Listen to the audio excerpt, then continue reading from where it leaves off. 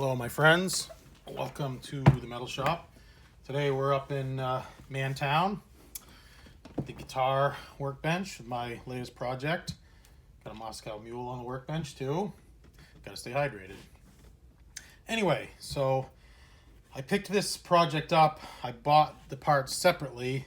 I bought a body, and the body was like about $100, and the neck was a little bit more. Maybe 125 plus a little bit of shipping. I can't really remember. Anyway, they're the inexpensive, the Jackson. I think they're the JS series, handcrafted in China. Anyway, I was shopping for a body to do this kind of theme on, and I wanted something with a traditional vintage style tremolo system so that I could mount my preferred tremolo system, the Floyd Rose here, and I could do the surface mount. Now, if you guys watch my channel, that you know that I prefer the non-recessed Floyd, the top mount Floyd Rose. It's just so much better than the recessed version. You have plenty of room here between the strings and the body. You sunk down in there. You put this huge cavity. I don't know. I think you lose all kinds of tone, all kinds of sustain. Having this bridge mounted nice and flush right on top of the body, that's the way I like it. So I bought the JS guitar, and I've showed, there's a previous video showing this guitar body where I talk about how to retrofit mounting a Floyd Rose trem in place of a vintage trem that's already routed. And so you see you do have to do a little bit of shaving of the cavity and move it forward to meet the proper dimensions and so on and so forth. Plugging the holes, drilling, and you'll see I use the wood screw style posts that I like. But anyway, so these came in, I think, blue and red, and I chose the blue to do this kind of paisley theme. It was a kind of an idea that I had to make it look like a handkerchief, Ralph Lauren has a line of pajamas now in this paisley theme, but you get the idea. So I sent this body off to a very talented artist to be painted, and she used enamel paint pens. Now, enamel is the paint to use on top because it's like spray paint. And think about this: if you had spray painted this, think about how hard it would be to remove the spray paint from this. So the enamel does a great job, and you can see that, I mean, she did a fantastic job. I mean, this thing came out great, and a lot of it, not a lot of it, but portions of it got covered up with the tremolo and the pickups there. So the pickups, we did these are the Dean DMT pickups, and these are the Michael Schenker lights out pickups, for the bridge, and that's an F-spaced pickup in the bridge and just a regular G-spaced, boy, what's with the air quotes today, G-spaced in the neck. I'm very excited about these. I've talked about them in a couple of videos. Normally I'm a Duncan man, maybe some DiMarzios here and there, but I'm very excited to try out the Dean DMT. You like Michael Schenker, you like his tone, and I love his tone and his playing, so excited about that. What else? So I upgraded the electronics. I just did CTS throughout all the pots. This came obviously with all import, Asian hardware. I didn't want to drill out the holes. What I prefer to use is the CTS solid shaft pots here, but I bought there's CTS, I think, they're expensive. They're good quality, knurled split shaft pots that fit in the existing holes, wired it up. And this is an import style 3-way switch, CTS input jack, Schaller, locking strap buttons, so on. I did do, it's hard to see here, but I did do, so the theme is there's a chrome Floyd Rose, you'll notice, and I did that on purpose, and there's a chrome locking clamp up at the top. And back in the day, you'd see mismatched hardware on guitars, Jacksons, BC Rich, so on and so forth, where you'd have mismatched hardware because the original Floyds were only available in chrome. So they'd have all black hardware, but a chrome Floyd Rose, and I really like that look. Couple of things. So I talked about the pots and how they didn't really fit. The pickups, I think, yes, I had to fill for the pickup rings as well because the holes were huge. So I had to do the wood glue and the matchsticks, so little shards of wood in there.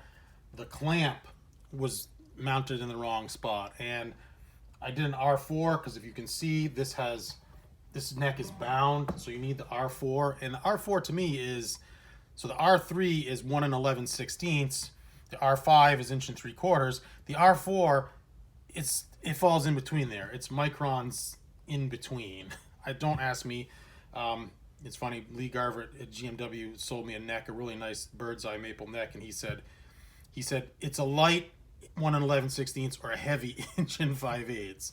So an extra, 32nd or 64th in there, I guess, maybe what that is. Anyway, so another thing, to top mount the Floyd Rose versus the vintage trim, it sits up just a little bit higher, and I knew that going in. It's not a big deal, and what you can do is you can just shim the neck, but I don't like the shims because it leaves a gap in there. So what I did was I bought these neck plate, or these, I don't even know what these things are called. They're shims, and they go in the they're neck pocket shims from Stuart McDonald. Now these are fantastic. What this does, this one here, 1 degree, 1 full degree, is it tapers from almost nothing all the way up to 1 degree. So this sits in the whole pocket. So it lifts the entire neck up this little bit here and then gives it the tilt, the 1 degree there. Now, if you wanted, you could wood glue this in place, bearing in mind that the wood glue will take up a little bit of, it's going to lift the neck up that tiny little bit. So I bought the 3-pack. I ended up using the 1/2 degree on this neck pocket. It just fit right in there tightly. I snugged the neck down. Perfect. Perfect. It gave me just the angle that I wanted. It took up for the higher height there of the Floyd Rose. So these are great things to have from Stuart McDonald. And all right, stand by here. We'll move the camera. So yeah, I just wanted you to get a better look at the body here. This must have taken her hours. The artist that did this. So it came out fantastic. I'm so thrilled with how good that came out. Anyway, I was talking about the locking clamp here.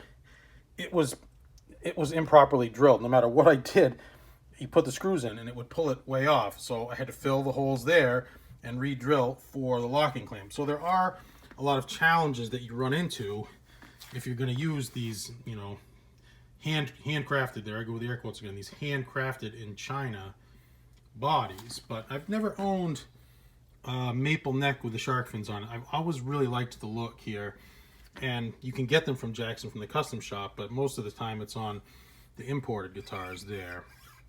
Got elixir strings on it, and she is ready to rock. So maybe have a little very quick playing demonstration. Here it sounds.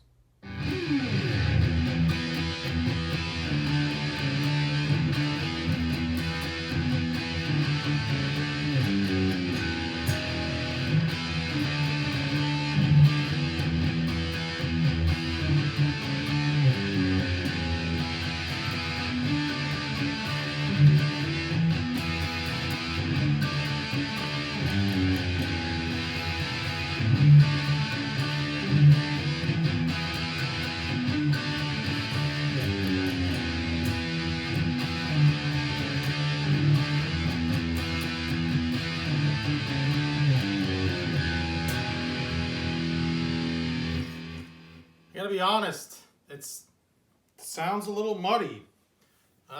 Nothing a little EQ couldn't fix, but it's not really quite what I was expecting from the lights out pickups. And I think it's the lights out pickups. Could be a combination of a little bit of the electronics there as well. I don't know. Guess we'll have to see. A little noisy too. You know.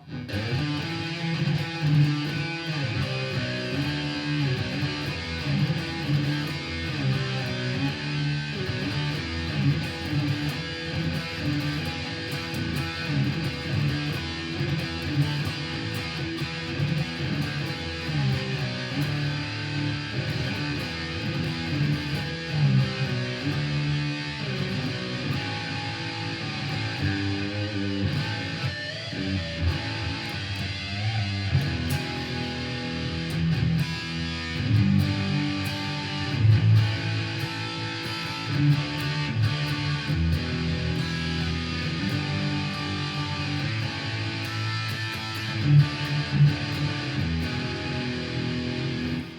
to have the intonation, definitely needs to be set up, and still needs a little bit of work there. So I guess we'll see. Anyway, hope you enjoyed this little tour into the latest guitar from the Metal Shop Workbench. Still a work in progress, still needs a little bit of work. Like I said, that tone, not quite what I was expecting, but it's nothing that we can't handle. So as always, my friends, thank you for your support. Thanks for the watch. Thanks for the view. Please give me a like. Check out my other videos on the channel. Give me a sub. All right? Appreciate it, my friends. Take care. Bye-bye.